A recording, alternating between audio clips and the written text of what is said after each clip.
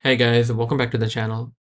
Today I'll show you how you can handle multiple function call requests from your model. To be more specific, we have our original query, and then let's say the model needs a multiple or two function calls to give you the final answer. Let's say if you have a query like what's the weather at my wedding, it needs to at first figure out where the wedding is and then get the weather for that location, right? So if you map it to the functions you have your get event location function. This gives you back the location of the event. And then you have a get weather function, which takes in a location and gives you the weather. As usual, we're gonna take a look at a demo, and then I'm gonna explain through the diagram here. And then we'll have our code linked in the description below as well if you want to check it out. Okay, so let's get started with the demo. So for a query like this, what's the weather like for my conference? At first, the model figures out that it needs to call the get event location function with the event name set to conference. If we take a look at our code and look at the get event location function, you can see it takes in the event name. Okay, we process it and then we send the response back to the model. Once it gets the response, it figures out, okay, now I know the wedding is in, or the conference is in San Francisco. Let me call the get weather function to get the weather in San Francisco. It gives us that request. We run the function with the correct argument, get the function result, and send it back to the model. Now, the model knows where the wedding is and what is the weather at that location. And finally, in the third iteration, it gives us the weather report of the conference. Okay. Now, if we take a look at the diagram here, this is how the back and forth actually works. Initially, we pass to the server our prompt, instructions, and then the list of function. Now, I have a different video that I uploaded last week where I break this interaction down even more. So feel free to check it out, but I'll give you a quick summary here.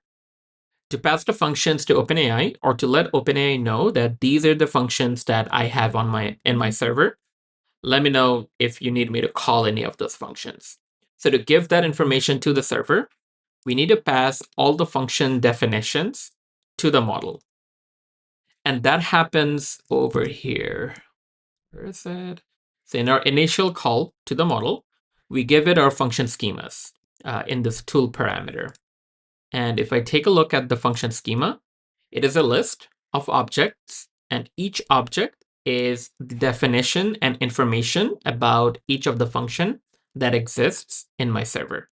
Okay, so we have the get weather function, we have the get to-dos, get traffic, and get event location. For each of them, I give it a description, and also for the properties, I give it examples. Okay, so this is how the model knows that it has access to these functions. A very important thing to note, when I say access, the server or the OpenAI server cannot run the functions themselves. Instead, it can understand when it needs to call one of the function, tells us that, hey, I need the result of this function. We run the function, get the output, and send it to the model. The model by itself cannot execute the function. Okay, so that's the first step. We send the model our initial prompt and the list of functions. Now, the model from the query figures out that it needs to invoke the get event location function. Now, it needs to give that information to my server. And the way it does that is in the HTTP response, it gives me an item.type function call. This tells my backend that the model wants us to execute a function. In item.name, we get the name of that function. And in item.args, we get the arguments or parameters that we need to use to call the function. And finally, it has a call ID, which is the ID associated with this request. when we send the output of this function call back to the model, we need to pass it the same ID. Now, in this iteration, we know that the model wants us to call get event location with event name set to wedding. Locally, we call the function, and when we look into the code, I'll show you how exactly to do that. And then we send it back to the model. Now, the way we send it back to the model is very similar to the response we got from the model. We need to set a type, which in our case is going to be called function call output. We actually give it the output. So this is going to be the output of our function. And then we send the same call ID that we initially received. Okay. Now the model knows ideally the location of the wedding. Okay. Now it still has not gotten the weather because that is our original ask, the weather at my wedding. But now it knows that the wedding is going to happen in, let's say, San Francisco, okay, or Miami. Now, the model, after getting that information, it figures out, okay, I need to call the get weather function now. Very similar to last time, it gives us that information through the HTTP response, right? It again sets item.type to function call, but this time for the name, it tells us to call the get weather function with argument location Miami. And this Miami is coming from the first function result that we sent to the model. Okay. Again, it sends us a different call ID. Locally, we execute the function. We send the result to the model. In this case, we say the output is going to be the weather. The type is again going to be function call output. But the call ID is going to be the same call ID as this one. So I think I have a typo over here. We're going to quickly fix it. There you go. So this is the same call ID that we just received from the model. And with this response, the model will know the weather at Miami. And then finally, the model can give us the final response, which is going to be the weather for your wedding in Miami.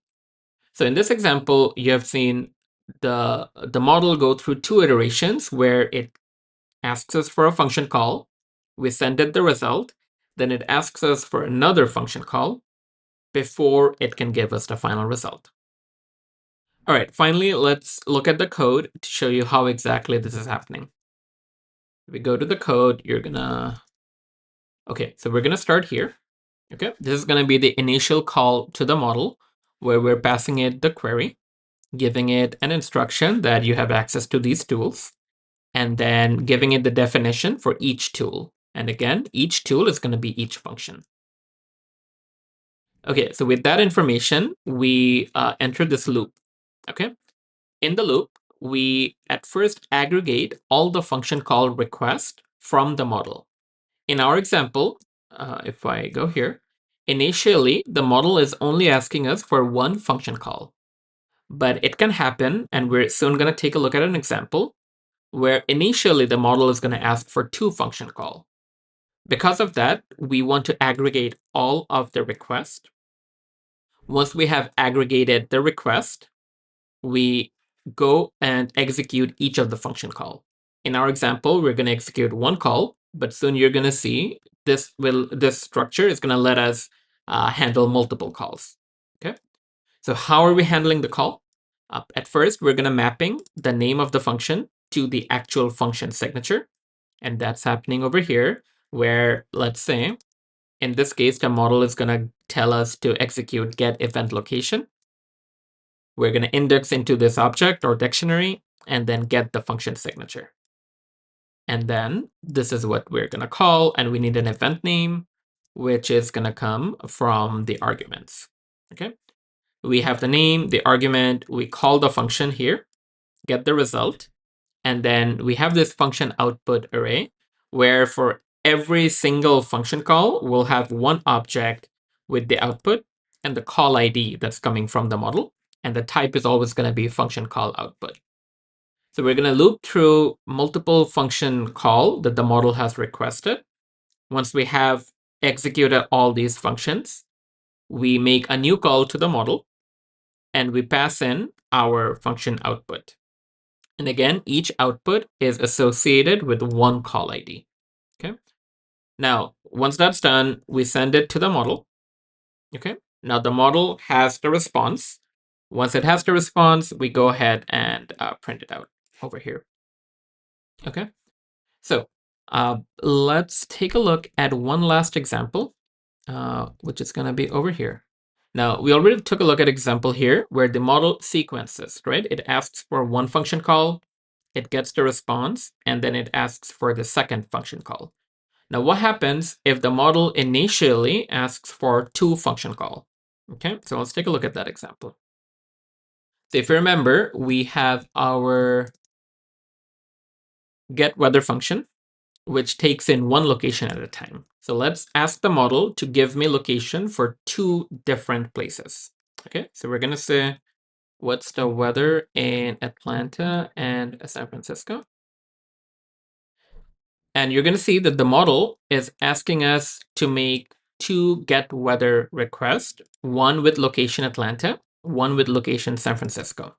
Okay, so before sending the result to the model, we're calling our function two times, one time with this parameter and one time with this parameter. We send both of them back to the model, and then the model gives us the final response, which is the weather report for both Atlanta and San Francisco.